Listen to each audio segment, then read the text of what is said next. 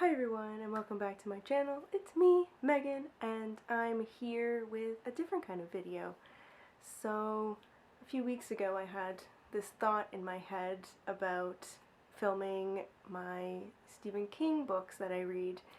I have a Stephen King project that I've been doing that I'll explain in a minute, and I thought, well, now that I'm doing YouTube videos, why don't I actually make YouTube videos about my project? So here I am. Here is the Stephen King project video format.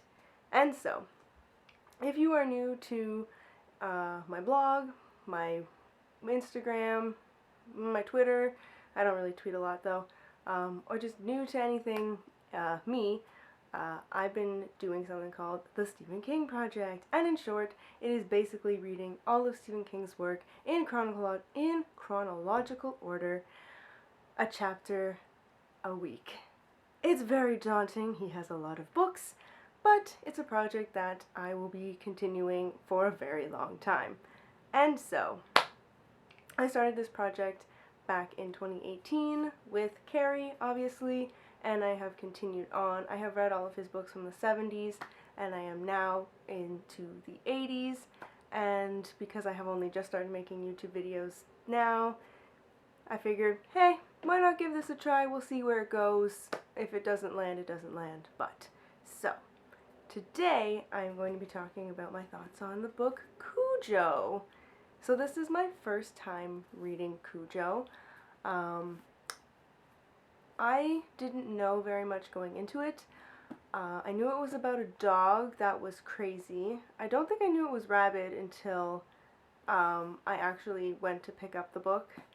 I thought it was more of like the dog terrorizing multiple people in like a city, but it wasn't. So basically Cujo is the story of Cujo. Oh, I also thought that Cujo was a German Shepherd. I don't know where I got that idea from, because I feel like German Shepherds are scarier than a Saint Bernard. But Cujo is a Saint Bernard, and he gets bitten by a bat.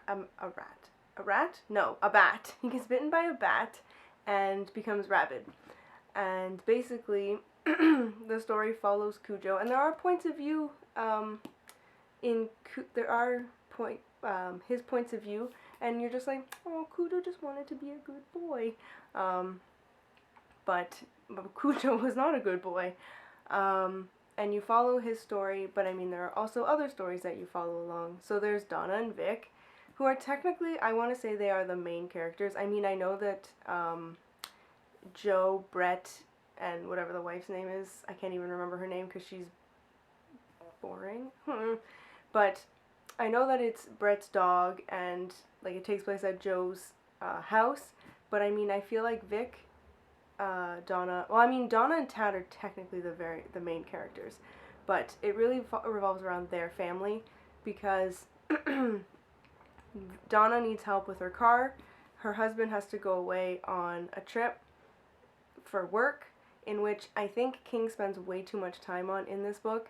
Like, he didn't need to go into all the details that he went into about the serial, and about how it was like sending children to the hospital. Like, there was so much background about that in this book that I'm like, we didn't need that. It didn't add to the story. It just, we knew that her husband had to go away for work, but that's all you needed to say. You didn't have to have long chapters where it was like, and this happened, and this happened, and this happened to Vic. No one cares.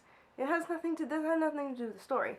And I'm just gonna chime in here for 2 seconds to say that I really like how the movie adaptation dealt with it, because they showed it, and they're like, oh, something went wrong. He needs to go away. He went away. He did his thing. And that's all that you needed to know that he was going away, and that's why Donna went with Tad alone. That's all you needed. You didn't need the extra. I feel like there were a good 100 pages in here about that alone. Anyways, I digress. That part I didn't like. But so she has to go off to Joe's shop to get her car fixed. Joe's a mechanic. And then you have their family. So Brett and his mom go off to Pennsylvania, Pittsburgh, one of the P's. They go there to visit her sister, and so they're not there.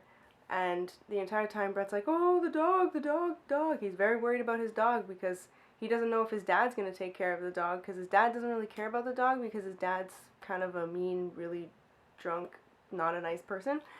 But that's okay because there's Cujo, and Cujo basically kills him off. So that's great. So then, now there's no one. So when Donna and Tad arrive at the house, there's no one but rabid Cujo. And so, so then it becomes a fight or flight, basically, for the rest of the novel. And I thought that, I mean, maybe because of the way I was reading this, because I was reading it a chapter at a time, in which I'm going to just stop myself for 5 seconds and say that there were no actual chapters in this book, and that really drove me crazy. I had to make my own chapters. See? Because there are no chapters in this book. It's literally just pages upon pages upon pages. So that was fun. But I think where I stopped and started actually really worked for me, because it really made the pacing slow down and the tension build up, and that really, really worked for this, because you really needed that in this, because 3 days are supposed to go by where Donna and Tad are stuck in this car, and you're like, and the fact, and like the way that I was reading this, it really felt like there was 3 days that went by that they were stuck in this car, covered in sweat, dehydrated, malnourished. Poor Tad is having seizures, like, they don't know if they're going to escape. She tries to escape, but Cujo attacks. Like, it's like, I spent the whole time going, will they, won't they, will they, won't they? Who's going to die? Who's going to live? I had actually no idea who was going to... I mean, I knew that Cujo was probably going to be either shot dead or killed or somehow. I mean, I didn't expect her to kill him the way she did. It was gruesome. I was like, oh, gross. But I was like, alright, okay, cool. Oh, and then when they cut his head off to examine for rabies, I was like, that's a thing. Apparently that is a thing. Weird. Alright, cool. And so, but what I didn't expect was, I should have said this at the top, obviously, if you haven't read Cujo. This is a spoiler video. I'm talking about everything that happens, so if you haven't read Cujo and you want to read Cujo and you don't want to know what happens, then don't watch this. Or watch it, or read it, then come back. But I didn't expect Tad to die, and I didn't expect her to not, so Donna didn't realize that Tad had died, and it was Vic who had to tell her, and the way this ended was so harrowing, and it was just so, like, gut-wrenching, and I was like, wow, like, whoa, and then you have the characters who have to live with, like, what happened after that, and it was just like, whoa, there was a lot going on. But I actually really yes, I did. I really enjoyed this. I feel like I knew I was going to enjoy this, but maybe not as much as I thought I was going to. I rated this 4 stars. This is one of the King books that I actually really enjoy, aside from there being extra words that didn't need to be, but that is what it is. The movie, so I did watch the movie, and I enjoyed it. It was a good adaptation until the end. What was that ending? I don't know. They really, I feel like they made it happy. Oh, just that, like, happy music at the very end, and the freeze frame. What was that? I was like, alright, cool.